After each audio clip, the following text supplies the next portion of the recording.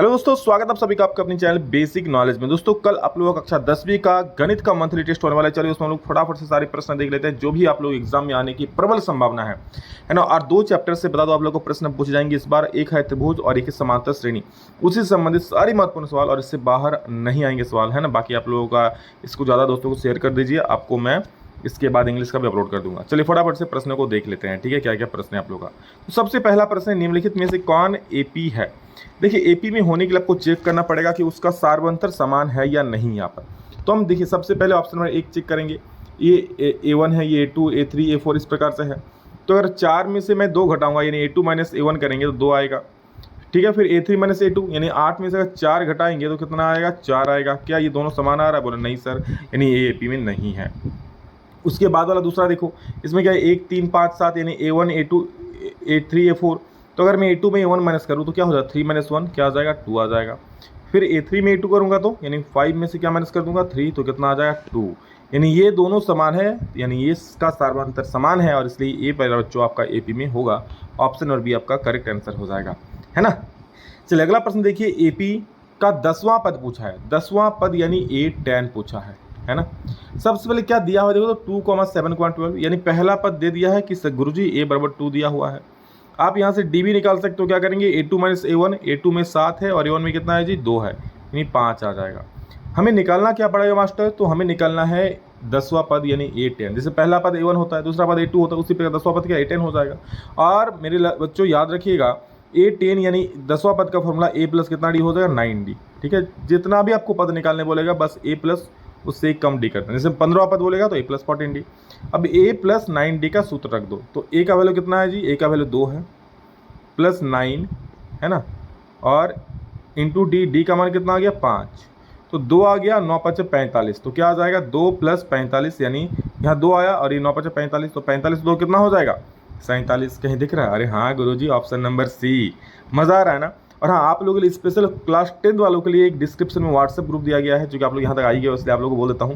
लेकिन नया नया आप लोगों के लिए ग्रुप बनाए हैं, जल्दी से जुड़ जाइए। वहाँ पर सारे 10th के बच्चे रहेंगे, है ना। और उस ग्रुप में 500 बच्चे पूरा होते ही 2026 के सारे प्रीवियस ईयर पेपर, मतलब सारे जो क्वेश्चन पर है सबका सॉल्यूशन मैं अपलोड कर दूंगा। और उसमें आप लोग का 10 से रिलेटेड सारी चीज़ वहाँ पर कराई जाएगी, इंपॉर्टेंट क्वेश्चन सब कुछ मिलेगा वहाँ पर, है ना। जल्दी से जुड़ जाइए, देर होने पर फिर भर जाएगी, फिर जोड़ने का मौका नहीं मिलेगा। देखिए अगला प्रश्न है, 2 अंकों वाली कितनी संख्याएं 3 से विभाजित है। 2 अंकों वाली कितनी ऐसी संख्याएं हैं जो 3 से विभाजित है। तो देखिए 2 अंकों वाली कितनी सारी संख्याएं 3 से भाग जाएगा, बताओ तो देखिए सबसे पहला 2 अंकों वाली संख्या है, पहली संख्या है जो 3 से भाग जाएगा, तो सबसे पहला संख्या आता है आपका 12, है ना। बोले सर जी 9 भी भाग जाता है, लेकिन 9 क्या 2 अंक वाली है, नहीं ना। सबसे पहली संख्या 12 हो जाएगी, 12 के बाद 15, 15 के बाद और जाएगा, जाते जाते जाते जाते 2 अंक कहाँ लास्ट में 19 आएगा जो आपका 3 से भाग जाएगा। बोले कितना सारा संख्या होगा, यानी आपको n का वैल्यू निकालना है, नंबर ऑफ टर्म्स टोटल कितना, 12 से लेकर मतलब 2 अंक में कहाँ से स्टार्ट होगा, है ना, जहाँ से भी हो 2 अंकों में कितनी संख्या है आपका 3 से विभाजित होगा, ये निकालना है, 12 15 ये। तो पहला पद मेरे प्यारे बच्चों 12 हो गया, है ना। डी कितना आएगा, तो डी आपका आएगा A2 माइनस A1, 15 माइनस 12 करोगे 3 आ जाएगा। और ये AN का वैल्यू है 99, AN का वैल्यू कितना है 99, ये है 99। आप फॉर्मूला लगाओगे AN वाला, क्या होता है formula, A plus N minus 1 into D. Simple सब फॉर्मूला क्या लगाओगे, AN का फॉर्मूला लगाओगे A प्लस, है ना, A plus N minus 1 into D, और बराबर में लिख देना 99 जो है। बस उसके बाद कुछ नहीं, आप एक एक करके A का और D का वैल्यू देना, आपको वहाँ से N का वैल्यू निकल जाएगा। इसका आंसर आप मुझे कमेंट में करके बताओगे, मैं सबका आंसर चेक करूँगा। जो भी यहाँ पर कमेंट सही करेंगे उसको मैं हार्ट से बता दूंगा, हार्ट देके रिप्लाई करके कि आपका सही है ना। सब लोग कमेंट बताओ इसका आंसर। उसी प्रकार 0 और 50 के बीच विषम संख्याओं का योग ज्ञात करने बोला है ना। तो आप लोगों का योग के लिए मैं आपको हिंट दे रहा हूँ, देखो क्या है, 0 और 50 के बीच विषम संख्या। अच्छा 0 और 50 के बीच विषम संख्या कितना सारा होगा, देखो पहली संख्या 1, दूसरी संख्या 3, उसके बाद 5 और 50 तो विषम संख्या नहीं है, सम है, लेकिन उससे पहले क्या आ जाए 49। यानी इतनी सारी विषम संख्याएं हैं, इनका योग निकालना है। बस योग का फॉर्मूला लगा देना। योग का फॉर्मूला क्या होता है एसन का, तो पहला पद हो गया A बराबर 1, D बराबर आपका हो जाएगा 3 माइनस 1 यानी 2, और अंतिम पद क्या है, AN कितना है, AN है आपका 49। हमें क्या निकालना है, हमें विषम संख्याओं का योग निकालना है, कितना योग होगा, है ना। तो एसन का फॉर्मूला होता है जिसमें हमको n चाहिए होता है, लेकिन यहाँ n पता है क्या, नहीं गुरुजी हमें तो n पता ही नहीं है। तो सबसे पहले आप an वाला फॉर्मूला लगाना, A plus N minus 1 D, वहाँ से आप n निकाल लेना, है ना। n निकालने के बाद आप Sn का फॉर्मूला लगा देना। मैं आपको यहाँ पर हिंट दे रहा हूँ क्योंकि यहाँ पर उतना सॉल्व मैं नहीं करा पा रहा हूँ, है ना। डिजिटल बोर्ड में करूँगा तो आपको वहाँ सॉल्यूशन भी बता दूंगा, ठीक है। आप मेन समझ जाओ। एन का फॉर्मूला लगाओगे, क्या लगाओगे, a plus N minus one into D लगाओ दोगे आप, वहाँ से आपका n निकल जाएगा। और जैसे n निकल गया उसका Sn का लगा दो, Sn का कुछ भी लगा दो, n छोटा वाला या बड़ा वाला, है ना। छोटे मियाँ बड़े मियाँ सुभान अल्लाह। यानी एक छोटा वाला फॉर्मूला होता है n/2 into two A, sorry a plus A N, और बड़ा वाला जो Sn का फॉर्मूला होता है n/2 into two A plus N minus one into D. कुछ लगा दो, आंसर आ जाएगा, ठीक है। हाँ, अब आगे देखो, सभी वृत्त क्या होते हैं। तो सभी वृत्त बेटा समरूप होते हैं, चाहे छोटका वृत्त लो, चाहे बड़का वृत्त लो, चाहे मंझला वृत्त लो, सब देखने में तो एक रूप होता है ना, इसलिए समरूप हो जाएगा। आकृति में डी समांतर बीसी है। क्या ये डी और बीसी क्या है, समांतर है। डीबी बराबर 2 सेंटीमीटर, डीबी बराबर कितना है 2 सेंटीमीटर, ए बराबर 1.5 सेंटीमीटर और इसी बराबर 3 सेंटीमीटर दिया हुआ है। तो एडी का मान क्या हो जाएगा, किसका मान बेटा, एडी का मान क्या हो जाएगा। देखो एक रूल होता है, क्या अगर ये और ये समांतर हो जाए मेरे लाडलो, है ना, तो क्या हो जाएगा एडी, ठीक है, एडी बाई डी बी, ठीक है। AD by D B equal to क्या हो जाएगा, ए बाई ई सी हो जाएगा। क्लियर है, ए बाई ई सी।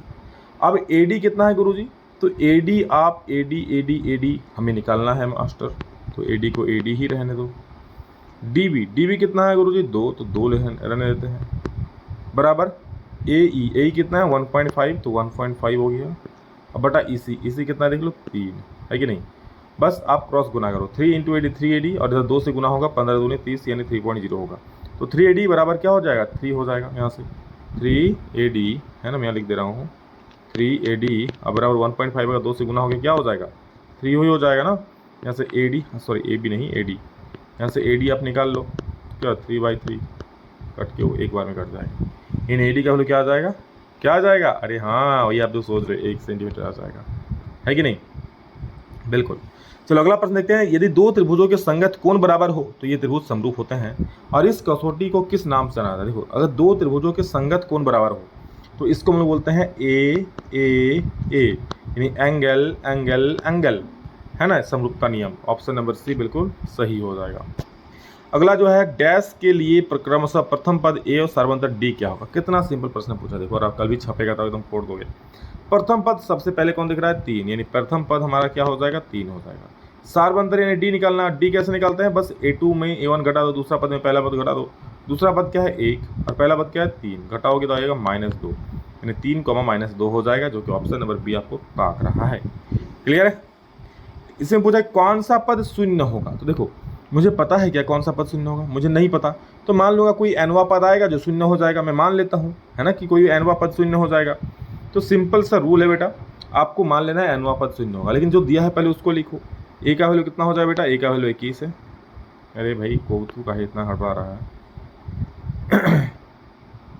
देखो ए का वैल्यू क्या हो गया, ए का वैल्यू 21, डी का वैल्यू कितना आ जाएगा 18 - 21, यानी यहाँ से -3 आ जाएगा, ठीक है, ये आ गया डी का वैल्यू। क्लियर है। अब लगा दो, आप बोलो कौन सा पद आपको निकालना है कि कौन सा पद शून्य होगा, तो मैं मान लूँगा nवां पद शून्य होगा, n का वैल्यू निकाल लेना, जितना आएगा वही आंसर हो जाएगा, ठीक है। मान लिया nवां पद शून्य, नहीं nवां पद को बोलते हैं an, तो an बराबर 0। यहाँ सब लगा देना a + n - 1 इंटू डी बराबर 0, ठीक है ना। a का मान कितना जी, a का मान सर गुरुजी 21 दिया हुआ है, प्लस n - 1 n तो हमें निकालना है -1 और d का वैल्यू कितना है -3 अब बराबर में 0। यहाँ से 21 है कि नहीं, तो 21 रहने दो, प्लस और माइनस से क्या हो जाएगा माइनस, है ना, देखो प्लस माइनस से माइनस और -3 इंटू इनका 3n हो जाएगा, और यहाँ माइनस से +3 बराबर में 0, यानी 21 और 3 क्या हो जाएगा, 21 और 3 क्या, 21 और 3 क्या 24 हो जाएगा, है ना। तो -3n और इधर क्या आ जाते 21 और 3 24, यानी +24 हो जाएगा, क्या हो जाएगा -24, यानी -3n बराबर उधर जाके -24 हो जाएगा। तो लिख सकते हैं क्या -3n बराबर -24, यहाँ से माइनस खत्म और 3 × 8 = 24, 8 बार में कट जाएगा, n का जो वैल्यू है मेरे प्यारे बच्चे 8 आ गया। समझ गए। तो इस प्रकार के प्रश्न आपके एग्जाम में आएंगे। इसमें पूछा है कि इसमें कितने पद है, आपका a का वैल्यू दिया हुआ है ना, a का वैल्यू कितना है, बस देखो कैसे निकालोगे 7, d का वैल्यू कितना है गुरुजी, तो 13 - 7, यहाँ 6 आ जाएगा, और ये अंतिम पद है an बराबर 205। बस फॉर्मूला लगा दो, n बराबर a + n - 1 d, वहाँ से आपका फॉर्मूला लगा देना, बन जाएगा, n निकल जाएगा, कितना पद है निकल जाएगा, है ना, इसी प्रकार से, ठीक है। चलो अगला देखो, सभी त्रिभुज समरूप होते हैं। देखो सभी त्रिभुज समरूप होते हैं। तो सभी कौन सा त्रिभुज समरूप होते हैं? तो याद रखना सभी जो समबाहु त्रिभुज है ना, समबाहु त्रिभुज मतलब जिसकी तीनों भुजा क्या होती है? समान होती है ना। सभी समबाहु त्रिभुज प्यारे बच्चों याद रखना समान होते हैं। ऑप्शन नंबर डी सही हो जाएगा। क्लियर है।